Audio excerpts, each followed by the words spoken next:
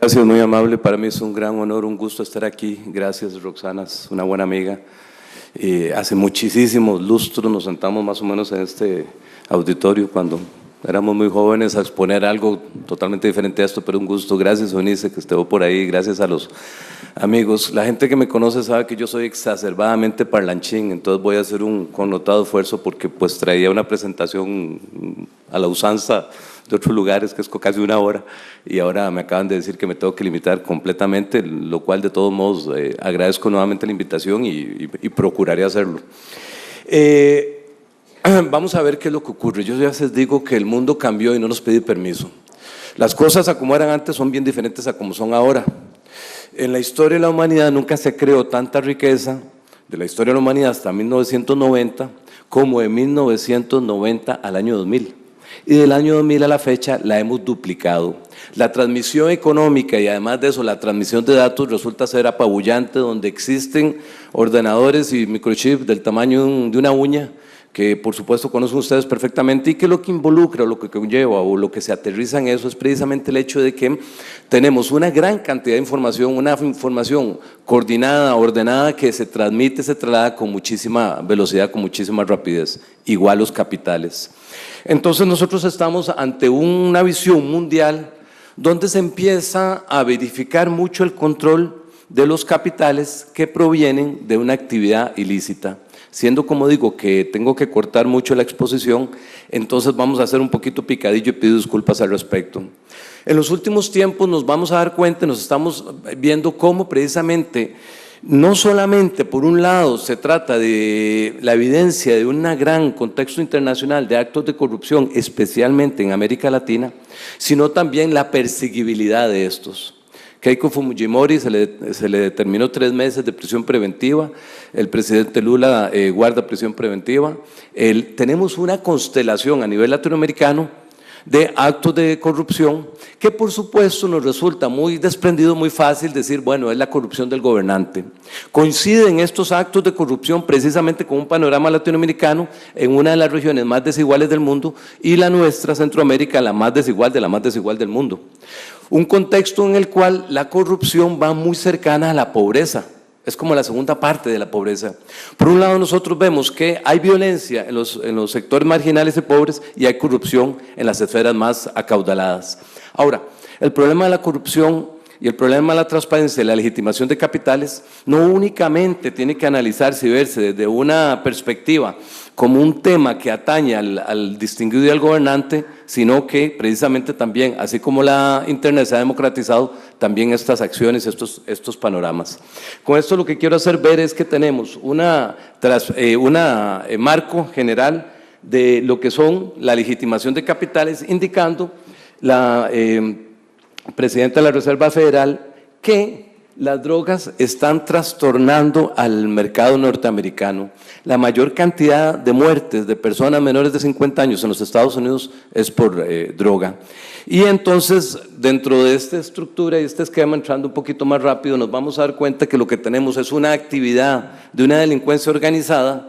¿Qué es lo que va a hacer con la nueva ley que se promulgó el 11 de mayo del año pasado en Costa Rica? Es verificar, tratar de estrangular ese flujo económico que es precisamente la legitimación de capitales cuando estos provienen, repito, por una actividad ilícita. Bajo ese entendido entonces tenemos que es, como digo, una forma de delincuencia organizada y lo que persigue esta figura que es autónoma, independiente del delito principal, es decir, son delitos que se pueden considerar en forma independiente, autónoma, ahorita lo señalaré muy rápido. ¿Cuál es el hecho de introducir dentro de la corriente económica un rubro que lo que vamos a querer hacer ver como legítimo cuando fue generado por una actividad ilícita? En algunos países esa actividad ilícita está demarcada, está estratificada, está determinada taxativamente. En nuestro país es aquella actividad ilícita que genere prisión, penas de prisión que superen los 4 años.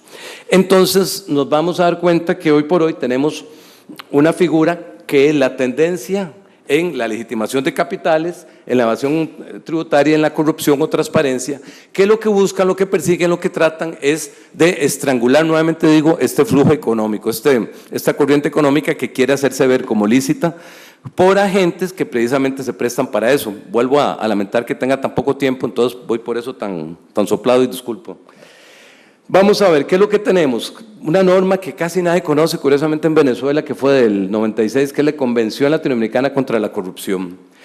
Dentro de esta estructura embrionaria primaria, nosotros veíamos que la corrupción era como esa desdicha del gobernante, hacer un mal manejo de fondos. Pero definitivamente hoy por hoy nos vamos a dar cuenta que todas las actividades económicas, e inclusive algunas no económicas o que creeríamos que no son económicas, por supuesto que involucro a las cooperativas, van a estar estructuradas dentro de esta norma, regidas por esta normativa. Siendo así, entonces lo que nosotros tendríamos bajo esta figura es que vamos a generar una democratización moralmente pobre, porque lo que se ve como un análisis ya bastante claro es que el gobernante o los que tienen una esfera de poder están abusando de las riquezas del país, de la riqueza pública, pero en realidad esta demacración moral o ética lo que genera es que todos vamos a querer hacernos del beneficio económico en el sentido de ver qué riqueza obtengo en cualquier estrato, en cualquier esfera, y no únicamente con fondos públicos, sino como se mencionó anteriormente por otro expositor, también dentro de la misma esfera del campo de la empresa privada. Bajo eso entendido, entonces tenemos lo que fue la GAFI, que es un organismo creado por el G8 y a veces el G7, depende de cómo se porte Rusia, a veces lo saca un poco, lo vuelve a involucrar, y que representa el 67% de la economía del mundo. Entonces, si bien es cierto, lo curioso es que no vamos a tener normas que incidan directamente por nuestro comportamiento, vamos a tener una serie de presiones, una serie de exigencias que van desde, vuelvo a decir, una humilde y pequeña cooperativa hasta un gobierno, hasta un país, que nos hace que tengamos que nosotros incorporar nuestra normativa a la estandarización internacional que determina y rige el GAFI. Esto quiere decir que en 1989 se crea, en 1990 se dan a conocer las famosas 40 recomendaciones, ahí las traigo, pero no tenemos tiempo de observarlas, y entonces ocurre que el GAFI-LAT, el GAFI para América Latina, se crea en Cartagena de Indias el 8 de diciembre del año 2000. Vuelvo a decir, nosotros no tenemos aquí como un policía mundial que nos exige un comportamiento, sino lo que se provoca, y si queremos utilizar palabras más conocidas, una especie de boicot a nivel internacional que nos restringe en nuestra actuación y nos obliga a comportarnos de cierta manera. Muy fácil el ejemplo que pongo, porque todo el mundo lo va a entender, donde de manera más o menos olímpica, muy rápida, la República de Panamá comportó una serie de condiciones necesarias para adaptar las recomendaciones que más que exigidas le hacía la GAFI con relación a los Panama Papers. En concreto, era aquel caso en el cual un individuo llegaba a un hotel, metía la mano entre la puerta, dejaba unos libros, dejaba una sociedad anónima, recibía un cheque o el efectivo por lo general de más o menos $2.000, se iba y nunca conoció, verdaderamente anónimo, era la sociedad esta la cual se vendía y se tapaban una serie de actividades, muchas ilícitas y algunas irregulares. Yo pensé que ya me faltaba un minuto. Bueno. No, definitivamente no ha habido posibilidad de nada más hacer o inspirar o provocar, que a final de cuentas debería ser la misión de una intervención de esta naturaleza, la inquietud en que por recomendaciones del GAFI y además de eso por esta norma que es la 9449 del 11 de mayo del año pasado, implica que todos los agentes económicos y todos los ciudadanos estamos obligados a servir para esta ley. Implica, por supuesto, como ustedes se pueden dar cuenta también, la exigencia de regulaciones que tienen que tener las cooperativas desde el punto de vista de agentes de cumplimiento, el conozca a su cliente, el saber que cumplimos teniendo este tipo de previsiones, teniendo este tipo de normativas, este tipo de protocolos, manuales a considerar y demás. Y también sabiendo que, de acuerdo a la Convención de Palermo del año 2000, precisamente nos exigen que nosotros tenemos como agentes que manejamos recursos o fondos de terceros, la obligación, la exigencia de poder determinar y reportar cuando hay algún tipo de capital que consideramos que puede provenir de una actividad ilícita. Vean, por ejemplo, la sanción que hace poco sufrió el Scotiabank, salió en todos los medios, por no haber reportado, no haber determinado, no haber parado el ingreso de fondos provenientes del presidente de Toledo, según se entiende, y así lo aparece en los medios, de una suma muy alta, y entonces la sanción que se le sobrevino al Banco Scotiabank fue muy seria. Igualmente ocurre y va a ocurrir, ya tal vez no tanto a nivel internacional, sino a nivel más doméstico, pero con relación al flujo económico, cuando pueda ser, siendo las cooperativas un escenario bastante atractivo para poder subversivamente tener fondos que se puedan ingresar. Por supuesto que vamos a poder tener exigencias de esa naturaleza. En algunos lugares, y aquí mismo en Costa Rica, cuando se vio la peligrosidad de que una de las exigencias podía ser, o las consecuencias, el cierre de la cuenta, por ejemplo, en este caso de una agencia de vehículos, cerrar las cuentas de una agencia de vehículos es cerrar su flujo económico, lo cual significa precisamente desaparecerla desde el punto de vista económicamente activo.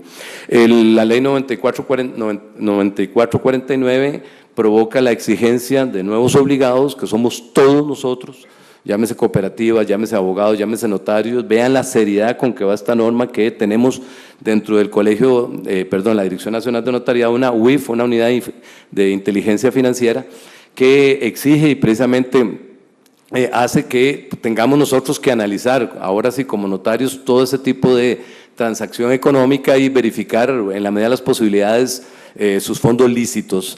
De considerar que no tenemos fondos lícitos en ella, estamos obligados, ROS, a un reporte de operación sospechosa, diciendo finalmente que la única excusa que hay dentro de esta variante la tienen no los notarios, no los cooperativistas, no los financieros, no los contadores, sino únicamente los abogados, cuando precisamente en atención de un patrocinio, de una defensa, es que tienen conocimiento de fondos que puedan haber sobrevenido de una actividad ilícita, siendo, como digo, una consideración final que son dos tipos penales diferentes: aquel que genera la riqueza, como por ejemplo podría ser un secuestro extorsivo o la narcoactividad, y aquel que trata de camuflarla. Son figuras penales independientes cuyo trato en segunda ocasión es precisamente la percepción de la cual nos vamos a dar cuenta de que si manejamos una suma importante de dinero, lo cual en sí, molecularmente, no debería ser un pecado ni un delito, en este caso ya implica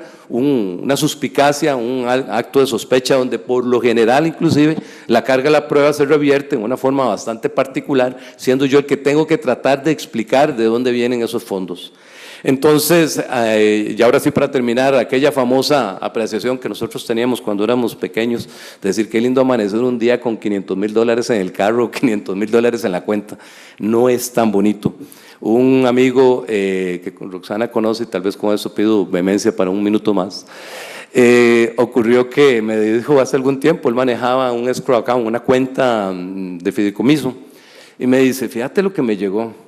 Y ese es el sueño de todos nosotros. De un día me encuentro depositado $500,000 en mi cuenta. Así es, en estas cifras, eso no suena como exagerado, pero eso fue lo que ocurrió. Y me mandan un correo donde dice que hemos considerado y conocemos de su tradición, honorabilidad, respeto, desempeño eficaz en el mundo del manejo de finanzas de terceros. Nos dimos a la libertad de depositar $500,000 para que nos puedan hacer inversiones de esta y esta naturaleza. Cuando él me comentó el asunto, yo le dije, no suena bien para ver el correo. Dice que hemos trabajado con tales y tales clientes suyos y efectivamente los conoce. Esos clientes no sabían de la referencia original. Y entonces él contestó, les agradezco mucho la confianza, yo no trabajo así, por favor dígame dónde devuelvo el dinero. Y dice, si hay alguna penalización, si hay una penalización, más o menos $25,000, a mí no me tocó nada, por cierto. Devolvió $475,000 lavados. Ese dinero que era originalmente destinado en unas cuentas en Inglaterra y era destinado para la ayuda al terrorismo de ISIS, lo que a él le llegó fue una sanción muy importante a nivel financiero y demás por no tener los recaudos, las previsiones, la normativa, los lineamientos a seguir, como controles, cuáles son, como precisamente ese es, conozca a su cliente, otra serie de controles que por supuesto las cooperativas tienen que ya incorporar en este espacio tan breve. Agradezco mucho su paciencia.